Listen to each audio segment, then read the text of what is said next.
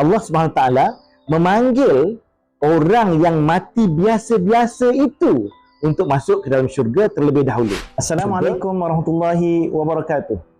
Jangan sesekali memandang ringan dengan satu peluang yang Allah Ta'ala berikan kepada kita untuk bertemu dengan bulan Ramadan.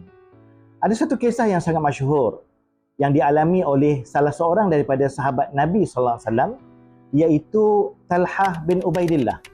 Beliau adalah salah seorang sahabat yang dijamin masuk syurga. Beliau telah bermimpi pada satu ketika beliau melihat ada dua orang yang sedang menunggu giliran untuk memasuki syurga.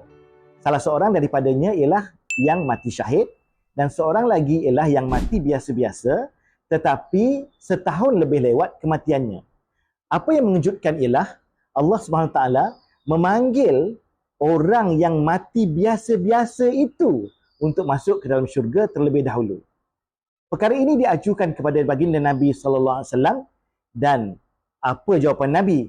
Nabi memberi pengajaran yang sangat-sangat bermakna, iaitu orang tadi dipanggil terlebih dahulu masuk ke dalam syurga kerana salah satunya dia sempat untuk bertemu dengan satu lagi Ramadan. So pastikan kita rebut peluang Ramadan ini, jangan sampai kita menyesal. Takut-takut ini adalah Ramadan kita yang terakhir.